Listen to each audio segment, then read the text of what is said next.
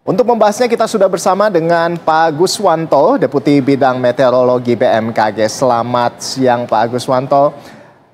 Selamat siang Bung Rolando. Ya, selamat siang Pak. Nah ini seperti kita ketahui ya, ini akhir-akhir ini cuaca ekstrim ini sedang terjadi di Jakarta. Kemarin saya itu siangnya panas banget, tiba-tiba sore ke malam langsung hujan. Hujannya nggak tanggung-tanggung lagi ya. Dan juga ini terjadi ternyata nggak cuma di Jakarta saja, di beberapa wilayah di Indonesia juga mengalami hal yang sama. Ya kan? Dan ya bahkan disertai petir. Itu semalam saya agak sulit tidur gitu kan, disertai petir sebetulnya. Nah, fenomena apa yang sebetulnya terjadi saat ini Pak? Silakan. Jadi Bung Rolando, selamat pagi ya. Jadi kalau kita lihat bahwa akhir-akhir ini memang betul tadi posisi Maret, April, Mei itu sebenarnya adalah masa pancaroba dari musim hujan ke musim kemarau. Yang mana karakteristik cuaca pada saat musim pancaroba yaitu kita lihat ya, biasanya hujan tiba-tiba durasinya singkat ataupun disertai kilat dan petir ya, karena itu menunjukkan adanya ketidakstabilan atmosfer. Nah, pada saat pagi biasanya juga cerah. Kenapa ini cerah? Terus siang hari panas.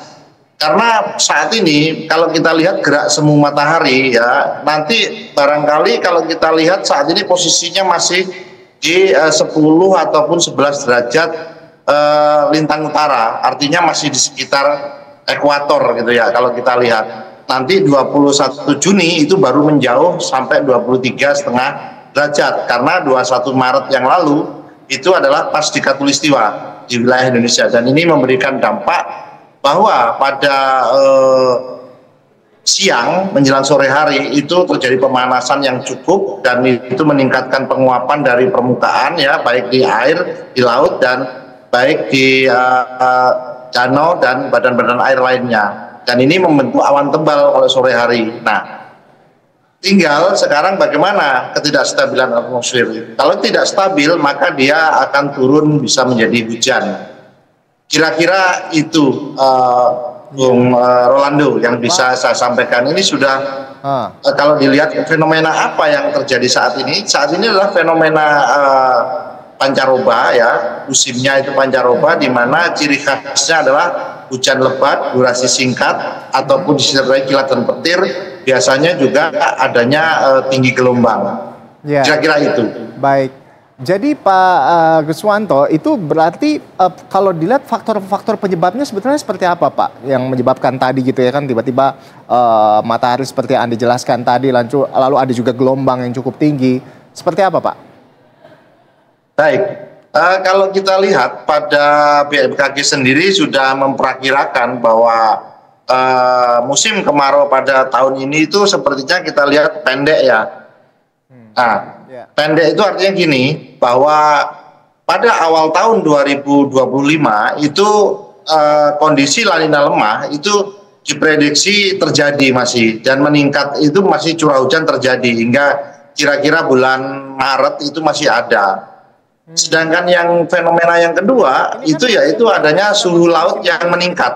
Pada saat ini suhu laut di wilayah Indonesia itu cukup meningkat dan mempengaruhi pola hujan. Tetapi dalam kasus yang kita lihat ini kondisi ENSO-nya itu mendekati netral ya. Ini yang kita lihat. Terus sedangkan BMKG sendiri memperkirakan curah hujan tahun musim ini ya, ini adalah sebagian besar ditunjukkan normal. Ya, namun seperti yang saya sampaikan, walaupun normal, sebenarnya kan Indonesia itu dibagi menjadi 3 pola tipe hujan ya. Kalau hujan monsunal itu lebih cenderung daerah Jawa ya, itu monsun. Artinya 6 bulan ataupun 3 bulan kemarau, 3 bulan hujan, 3 bulan pancaroba, 3 bulan berikutnya juga pancaroba. Ya. Nah, ada yang pola ekuatorial, yaitu di sekitar garis khatulistiwa, ada di Sumatera Barat, kemudian kita lihat juga ada di Kalimantan Barat, dan seterusnya. Sepanjang garis ekuator itu memiliki pola hujan ekuatorial, artinya setiap bulan pasti ada hujan. Walaupun nanti kalau jumlah curah hujan itu kita takar, itu tidak masuk ke dalam definisi wilayah itu sudah masih musim hujan.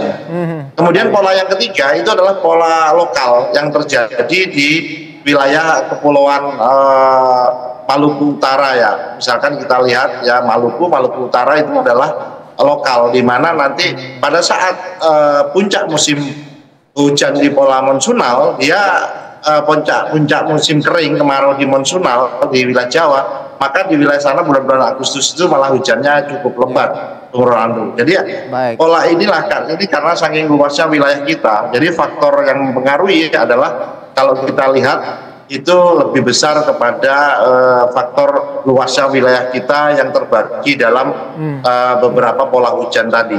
Baik, Pak Guswanto, ini berarti di wilayah mana saja ini yang perlu kita waspadai gitu terkait dengan hujan deras, angin kencang dan juga petir, dan juga kira-kira hingga kapan atau kapan cuaca ekstrim ini akan terjadi khususnya di Jakarta, Pak? Silakan. Baik, Bung Rolando. Dalam memberikan informasi, BMKG itu membuat perakiraannya. Nah, perakiraan yang paling cocok seperti menggambarkan tadi, disertai angin kencang dan petir, itu adalah perakiraan cuaca sepekan ke depan. Artinya 10 harian lah. Nah, cuaca ini didominasi cerah berawan hingga hujan ringan. Nah, kalau kita lihat tanggal 13 sampai 15 Mei, ini hujan lebat masih bisa terjadi di Jawa Barat, Nusa Tenggara Timur, Kalimantan Timur, Sulawesi Selatan, dan Maluku. Sedangkan angin kencang itu diprediksi juga masih terjadi di Aceh, Nusa Tenggara Timur, kemudian dan Papua Selatan. Sedangkan untuk 16 sampai 19 Mei, hujan lebat ini masih didominasi Kalimantan Tengah, Kalimantan Timur.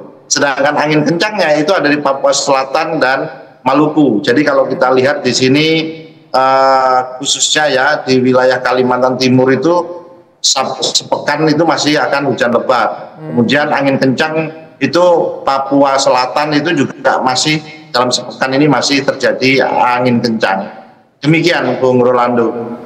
Baik Pak Guswanto, terima kasih atas informasinya. Semoga ini menjadi alarm juga buat kita gitu ya, untuk tetap waspada terkait apa yang terjadi atau fenomena alam yang sedang terjadi saat-saat ini di Indonesia. Sekali lagi terima kasih atas informasinya Pak Guswanto, Deputi Bidang Meteorologi BMKG. Salam sehat selalu. Terima kasih kembali Bung Rolando, salam sehat selalu. Selamat siang. Baik.